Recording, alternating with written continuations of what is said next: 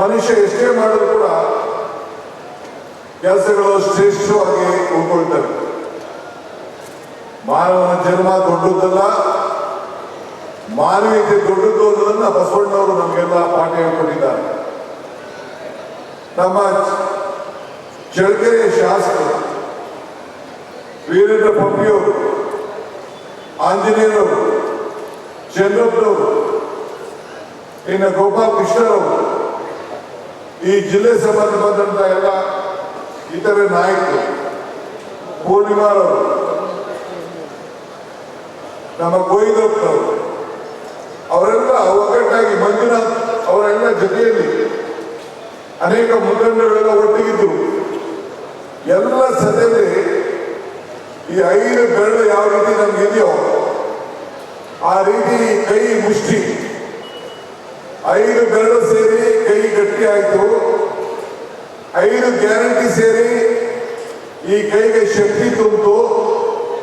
ಆ ರೀತಿ ಜಿಲ್ಲೆಯಲ್ಲಿ ನಿಮ್ಮೆಲ್ಲರ ಬದುಕಿಗೆ ವಿಶೇಷವಾಗಿ ನೀರಾವರಿ ಯೋಜನೆಗಳು ಅವರ ಮುಖಂಡತ್ವದಲ್ಲಿ ಒಂದು ದೊಡ್ಡ ಸಾಕ್ಷಿ ಕುಂಟೆ ಬಿಟ್ಟಿದ್ದಾರೆ ಅಂತ ಹೇಳ್ಕೊಳ್ಳಿಕ್ಕೆ ನನಗೆ ಬಹಳ ಸಂತೋಷ ಆಗ್ತದೆ. ಸಂಪಾದನೆ ಎಂದರೆ ಹಣ ಮಾತ್ರ ಅಲ್ಲ, ಗೌರವ, ಸಂಬಂಧ, ಪ್ರೀತಿ ಇವು ಕೂಡ ಬಹಳ ಸಂಪಾದನೆ. ಸಾಕ್ಷಿ ಗುಡ್ಡೆಗಳು ಕೂಡ ಸಂಪಾದನೆ. ನಾನು ಆಗಾಗ ಒಂದು ಮಾತು ಹೇಳ್ತಾ ಇರ್ತೇನೆ, ಮನುಷ್ಯನ ಹುಟ್ಟು ಆಕಸ್ಮಿಕವಾದದ್ದು, ಸಾವು ಅನಿವಾರ್ಯ, ಜನನ ಉಚಿತ, ಮರಣ ನಿಶ್ಚಿತ ಅಂತ. ಈ ಹುಟ್ಟು ಸಾವಿನ ಮಧ್ಯದಲ್ಲಿ ನಾವು ಏನ್ ಮಾಡ್ತೀವಿ ಅಂತ ಬಹಳ ಮುಖ್ಯ. ಒಂದು ಮಗು ಹುಟ್ಟಿದಾಗ ಆ ಮಗು ಹುಟ್ಟಿದ ತಕ್ಷಣ ಹೊಳ್ತದೆ, ಸಮಾಜ ಬಹಳ ಸಂತೋಷವಾಗಿರ್ತದೆ.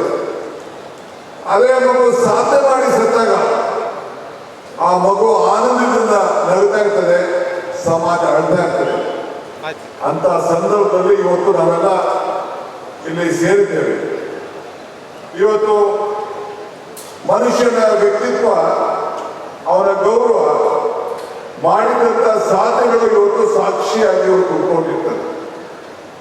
ಇವತ್ತು ಏನು ಭದ್ರಾ ಮೇಲ್ದಂಡೆ ಯೋಜನೆಗೆ ಅವರು ಆಂಜನೇಯನವರು ಏನು ಅವರ ಕಾಲದಲ್ಲಿ ಮಾಡಿದಂತ ಮಾರ್ಗದರ್ಶನ, ಎಲ್ಲ ಶಾಸಕರನ್ನ ಒಟ್ಟಿಗೆ ತೆಗೆದುಕೊಂಡು ಹೋಗಿ ಮಾಡಿದಂತ ರೂಪರೇಷೆಗಳು, ಅವತ್ತಿನ ಕಾಲದಲ್ಲಿ ಜಯಚಂದ್ರರವರು, ಎಸ್.ಎಂ. ಕೃಷ್ಣ ಅವರ ಕಾಲದಲ್ಲಿ, ಸಿದ್ದರಾಮಯ್ಯನವರ ಕಾಲದಲ್ಲಿ ಮಾಡಿದಂತ ಕಾರ್ಯಕ್ರಮ, ಇಂಥ ಯೋಜನೆಗಳು ಕಾಂಗ್ರೆಸ್ ಸರ್ಕಾರ ಮಾತ್ರ ಚಿಂತೆಯನ್ನು ಮಾಡಲಿಕ್ಕಾಗಿ. ಈಗಾಗಲೇ ಸಿದ್ದರಾಮಯ್ಯ ಸಾಹೇಬರು ಹೇಳಿದಂಗೆ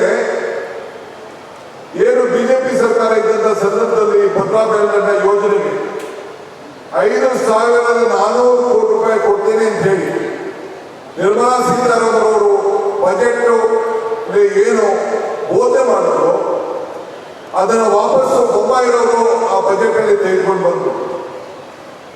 ಸಂಸತ್ನಲ್ಲಿ ಯಾರು ಸಂಸತ್ ಸದಸ್ಯರಾಗಿ ಸರ್ಕಾರ ಪರವಾಗಿ ಏನು ಘೋಷಣೆ ಮಾಡಿದ್ರು, ನುಡಿದಂತೆ ನಡೆಯಕ್ಕಾಗಲಿಲ್ಲ ಅಂತಂದ್ರೆ ಇವತ್ತು ಬಂದು ನಿಮ್ಮ ಮುಂದೆ ನಿಂತ್ಕೊಂಡು ಯಾವುದೇ ಅವರ ಪಕ್ಷದ ಇಲ್ಲ 2 ಪಕ್ಷದ ಸದಸ್ಯರು, ಮುಖಂಡಗಳು ಬಂದು ಸೇರಿ ನಿಮ್ಮ ಮುಂದೆ ನಿಂತ್ಕೊಂಡು ಯಾವ ತರದ ನೈತಿಕತೆ ಕೂಡ ಮತ ಕೇಳುವಂತ ಶಕ್ತಿಯನ್ನ ಕಳ್ಕೊಂಡಿದ್ದಾರೆ ಅಂತ ಹೇಳಿಕ್ಕೆ ನನಗೆ ಮನಸ್ಸಿಗೆ ಬಹಳ ನೋವಾಗ್ತದೆ.